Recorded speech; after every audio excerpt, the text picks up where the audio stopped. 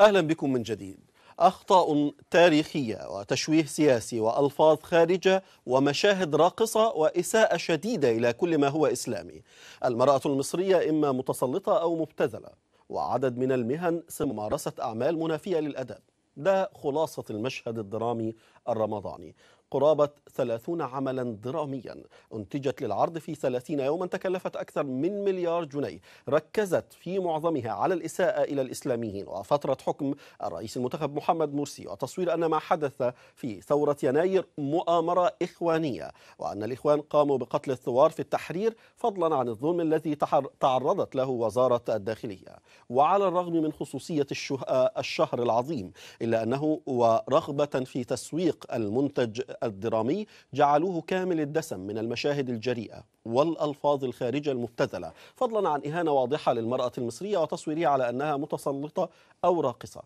السؤال: لماذا أصبحت الدراما التلفزيونية الرمضانية تدور في فلك النظام السياسي القائم؟ ولماذا هذا التشويه الواضح للمرأة المصرية؟ وهل اللعب على وتر الغرائز والسياسة حلال في شهر الصيام؟ تشويه، تسييس، اعتراض، قضايا، أكثر ما يطالعك حينما تهم بالبحث عن دراما رمضان أو مسلسلات الشهر الكريم.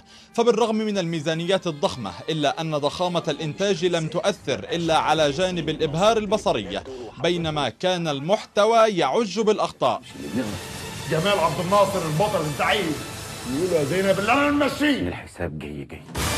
فمن أخطاء تاريخية في مسلسلات صديق العمر والمرافعة وتفاحة آدم وسرايا عابدين، بررها صناع الأعمال على أنها أخطاء غير مقصودة ومبررة في إطار الحبكة الدرامية، إلى تشويه تجربة أول حكم مدني منتخب، وصولا للإسلاميين الذين لم يسلموا من شرر الدراما حينما ألصقت بهم تهم خيالية كجهاد النكاح وغيره. مش يا أخي مش قلت لك اتصرف؟ هتصرف ازاي دلوقتي يا شيخنا؟ الموضوع سخن على الآخر يا ابني أنا في مهمة خطيرة جدا، أهم وأعظم من شغل الشوارع بتاعك. ومن التجارب المجتمعية إلى تشويه تجارب الدول، الربيع العربي نال حظه، فثورة مصر هي مؤامرة من الإخوان في مسلسل تفاحة آدم، والإسلاميون هم من قتلوا ثوار يناير، والشرطة مظلومة ووقفت عاجزة أمام الشر الإخواني. صدقني ما عاد فارقة معي إذا عشت ولا متت، بس في جزء كبير من تاريخ البلد عم يضيع. البلد راح. الثورة السورية نالها من الدراما جانب، فالثورة هناك حرب أهلية في مسلسل حلاوة الروح. ومن الربيع العربي إلى المرأة المصرية، فهي متسلطة وجارية في نظر البعض، وباغية وضحية في نظر آخرين، والتبرير الجاهز. الدراما تبيح المحظورات. أنا جاي أداب. مش بتعملي كده ليه؟ حرام عليك.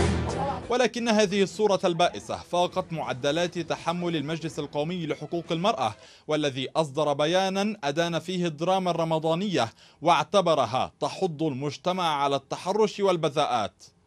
لم يتوقف قطار الدراما ودهس في طريقه الأطباء، وعرضهم يستخدمون رسالتهم الطبية في أغراض خبيثة في مسلسل دكتور أمراض نساء، مما حدا بنقابة الأطباء إلى إصدار بيان أدان فيه هذا المسلسل.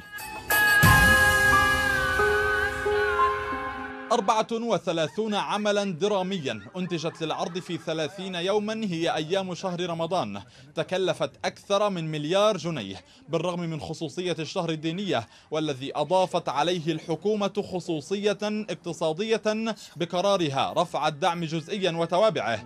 يتخيل البعض مشهدا خياليا لم تعرضه أي من الأعمال الدرامية، المشهد بطله واحد وضحاياه شعبا، مقولة واحدة خرجت من البطل قبل إسدال الستار: كل هوى. ليه يا جمال؟ أنا عملت معاك إيه؟ تاريخ ما بيرحمش اللي بيغلط.